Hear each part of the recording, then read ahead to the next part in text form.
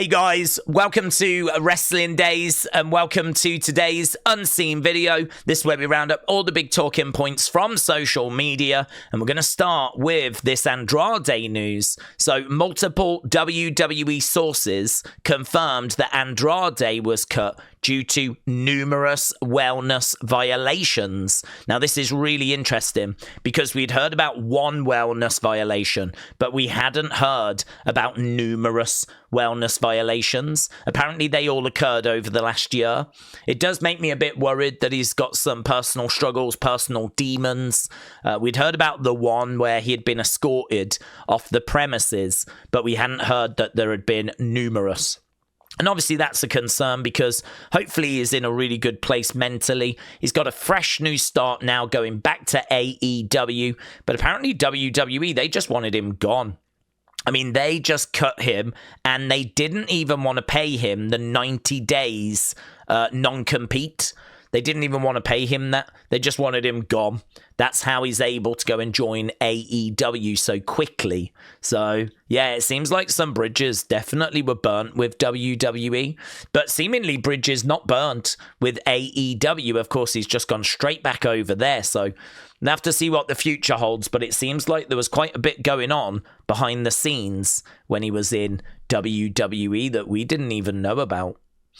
Mitchell, thank you. So WWE has filed that as a trademark. Now, I don't think this is anything massive. That logo tends to be used on like retro merch and on belts, old belts. It's kind of WWE's updated golden era logo, right?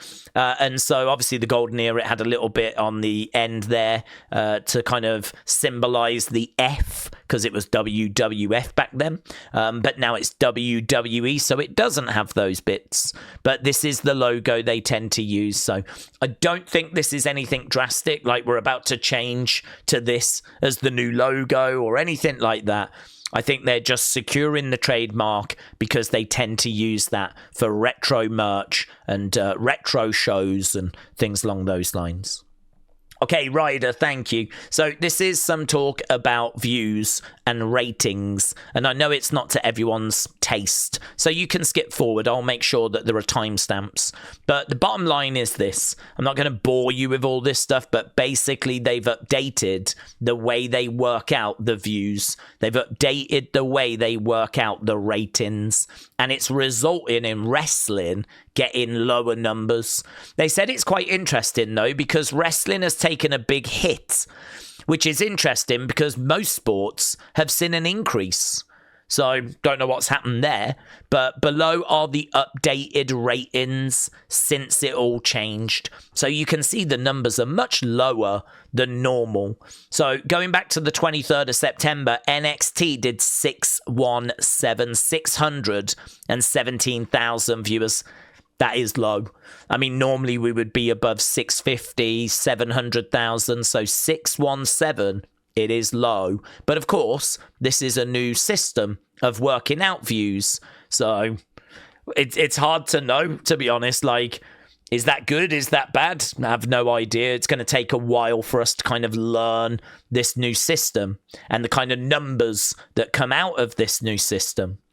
Dynamite did 554. Smackdown did 1.2. We actually spoke about that the other day, saying it was a concern. Collision did 248 and NXT 572 from a couple of days ago.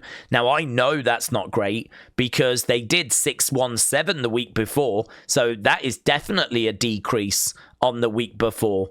So I know that's not great, but still above Dynamite from the week before as well. So yeah, as we said, we're still kind of trying to get our head around this update. But yeah, it looks like a lot of the wrestling numbers are going to be a bit lower going forwards. So Ryder, thank you. Car, thank you. This makes no sense to me. This is the latest John Cena merch, but this is the merch he should have had when he was a heel. So why are they releasing it now? Like, it just doesn't make any sense. I mean, when John changed his Titantron to just a black screen and his name in white, this is the shirt they should have been selling. But instead, they kept going with the old kind of merch, the old kind of normal merch. Now that he's gone back to being a face, they now decide to do this. Like, I don't really get it. Is this to honor and recognize the heel turn? But that I don't think anyone was really that keen about. I mean, I don't know. Perhaps John Cena fans will want it because it kind of recognizes a very special period in John's career. It recognizes the time when he did turn heel. So perhaps that's the thought process.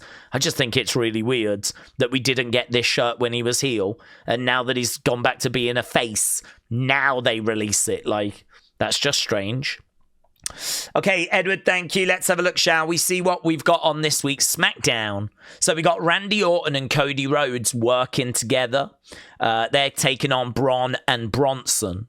Sami Zayn's going to be doing his open challenge. Could be Shinsuke. We know he's been around in the background. Probably not, though. I feel like that's going to be a bit further down the road, so don't know. I'd love for it to be Johnny Gargano, Tommaso Ciampa, Nathan Frazier, Axiom, an NXT talent, you know, Oba Femi. Imagine if it was Oba Femi.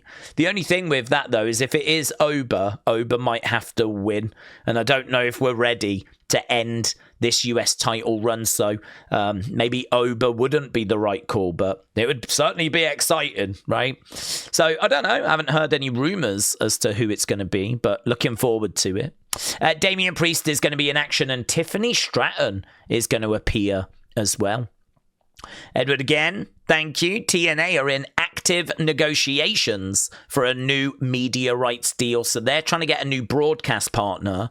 They're trying to find a new home for their product. Apparently they're making good progress with someone, and they're hoping that there will be an announcement and that they can make that move in 2026. There is a very interested party, and there are steps being taken. So this is obviously a big deal because depending where they go, you know, this could really boost their views. TNA, if this is a good partner and a good deal, they could become a much bigger player in the wrestling world from like a viewership ratings point of view. At the moment, it feels like it's a battle between AEW and WWE, but TNA could join the party if they end up going to a big network. So no word as to who it is, but there does seem to be quite a bit of excitement around. So we'll have to see what the future holds for TNA. Brilliant news. We've got some brilliant news, and then we've got some heartbreaking news. I'm going to give you the brilliant news, right? So Bret Hart's daughter, Jade, has beaten cancer. She's been in a long battle against cancer, and she's beaten it. And that is absolutely fantastic. So brilliant, brilliant news. And then the heartbreaking news, Fly Music, thank you. Lexis King said, I lost my brother today. He was a badass. He was highly intelligent. He was witty, charismatic dude who grew up in the 90s. He loved video games, Warhammer, R.A. Salvatore, among many other cool bro stuff. Recently, we had been on Discord playing StarCraft 2 co-op together, and he was enrolled in classes at the University of Cincinnati. He was a veteran who suffered from issues after surviving some traumatic events while serving in Afghanistan. He loved his country. His last Facebook post was this: human kindness has never weakened the stamina or softened the fiber of a free people. A nation does not have to be cruel to be tough. That's Roosevelt. Quote from Roosevelt. Some words to live by. The battle with your demons is now over, brother. Rest in peace, Jess Morgan. And I think there's a picture here of there he is when he was serving as well. So absolutely heartbreaking that Lexis King today has lost his brother, and clearly someone that he was very close with as well, because they were together playing a game on Discord just the other day.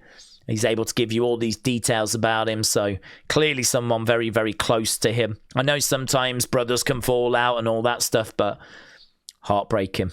Absolutely heartbreaking. So thoughts very much with Lexis King. Ryder again, thank you. I don't know that this number's true, but I do understand that there has been a decrease, right? If you have a look at the Netflix shares, you can see there is a dip. I don't know that it's a 15 billion dip, but there is a dip. It's hard to kind of work out how much money they've lost, right? Maybe it is 15 billion. But I'm not going to focus on that because I really don't know. But what I do know is that Netflix has been accused of having woke content on its platform. And as a result, Elon Musk and many others are campaigning to get rid of Netflix. And apparently they have seen a big drop in their subscribers and in their market value as well. So this is a big deal for WWE because globally Raw is on Netflix. And obviously that's a massive, massive issue because their numbers are not great anyway. Last thing they need is people leaving Netflix, unsubscribing from Netflix. So, that's not going to help them at all. So a little bit of concern about what this could mean for Raw. But right up. Thank you. And then just got this. I just thought this was an interesting story. So Matt Riddle did an interview. Apparently he attacked the interviewers after there's footage of him slamming one through a table. Kind of get the impression it's a work, though I don't get the impression that it's real. I don't know, though, because I'm not really following what Matt Riddle is doing at the moment. But I could believe that it was all scripted and planned. But he shared a real story, a true story about Roman Reigns. He said that someone had interviewed him back in the day about, could you beat Roman in the ring? And he was like, no, I wouldn't beat him in the wrestling ring. But if we stepped out into the street, I could certainly beat him then, right? And I don't think that went down very well with Roman Reigns. Apparently Roman sent him a message going, not cool, dude. Not cool. And apparently he really was not pleased about those comments. But why I've included this is because Riddle said that he went to Randy Orton and wrote an apology and showed Randy the apology. And he was like, do you think this is okay? And Randy was like, no, that's not right. And rewrote it. And when Randy rewrote it, it was really basic. It was like, sorry, bro, my bad. Hopefully we can work together again in the future. And that was it. That's all Randy Orton kind of rewrote for Riddle and apparently sent it, and that was that. So, again, these little things that just give you a glimpse. It's fun to think that Riddle really upset Roman to the point where Roman texts Riddle, and then Riddle had to send a reply, an apology, and he wrote out this long one, but then went to Randy, and Randy rewrote it. Like, all of this happened backstage, which we didn't know about. It's just kind of weird, isn't it, to think these things are going on. So I thought it was a very interesting story, that one. So there we go. That was WWE. Let's go over to fun, shall we? So here you can see Bayley sending voice call in Ric Flair. I think this is because Rick was on TV with Charlotte. I think they were back in the Rams. Bayley is a big 76ers fan, is it? I have no idea. I am so out of my depth. But she supports the one team. He was supporting the other team. And I believe Bayley's team won. 49ers, there we go. Ha ha ha. Sorry, Nature Boy. 49ers, Ric Flair. There we go. I think 76ers basketball, is it? Lovely. Right, Jess, thank you. I said I have no idea who this is, but someone's Halloween is looking good. So, yeah, check this out. We've seen that before, Undertaker, Paul Bearer, seen that. I don't think I've seen this, though. These are obviously two separate properties, but there is Bray standee that someone's made, and look at the Alexa on a swing. I've never seen this one. It might have been doing the rounds last year or the year before. I've seen this one before. But, I just thought that was really fun. So, Halloween, it's getting closer. If you've got any fun wrestling Halloween costumes or you've got any fun wrestling Halloween decorations, feel free to tag me in them on X. And I can always throw them into the community folder. Fly music, thank you, my friends. I wasn't going to bother including this because I didn't think it was like essential, but it's basically Io and Rhea opening up Labubu's. So this is Io's first Labubu, and there we go. She opens it up. I don't think you know which one you're going to get when you open them. And so she got like an orange one. Rhea got like a pink one. Apparently that one represents happiness. So there we go. But the reason why I included this is because of the fact that it's just interesting seeing Rhea and Io kind of working together. Now, obviously, we know that that's a partnership that's going to team together at Crown Jewel as they take on the Kabuki Warriors. So just thought this was kind of interesting. Johnny, thank you. So someone found these images. These are images of LA Knight, kind of stock images. I mean, I'm guessing this is when he was kind of struggling for work. And so he probably worked as like one of these models that just does memes, just does these kind of that you can purchase and use for thumbnails and whatever. So there he is at a desk, looking angry, snapping some pencils. There he is with some binoculars. And there he is just chatting on the phone. So how crazy is that? How crazy is that? Apparently this person saw someone have one of these images as their profile picture. And when they looked into it, they found more. I don't know. There could be even more than this. So there we go. That's LA Knight working as... I don't even know what that is. It's not a model, is it? It's like a meme creator. Stock photo guy. So there we go. Right, community. Gio the Theo actually went to Universal Studios Hollywoods and went through the Wyatt 6 Hollywood experience.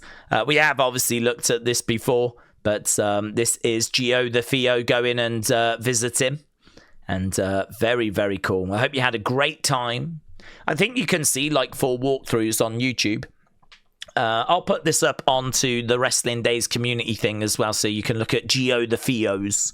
But yeah, it looks great. Looks really, really good. Aaron as well. I know it's not WWE related, but this is still really cool. So there we go. Aaron was on Dynamite. So Aaron, 6 years ago, wrestling changed forever. Thank you, AEW, for 6 years of AEW Dynamite. And they actually took that tweet and put it up on screen. So very, very cool. Very, very cool. Okay, let's do thanks. Let's get out of here. So Edwards, He Who Smiles, Ivan, It's Kaz81, Chris, Sweet Chin Wrestling, Claire Webb, Silverback, Wrestling Voids, All Game 17, All Game 17, and Raymond. Appreciate the support, my friends. Thanks for joining, and we'll be back later with Smackdown. Of course, we'll have the Talking Points video, and we'll have another episode of Unseen. Bye for now.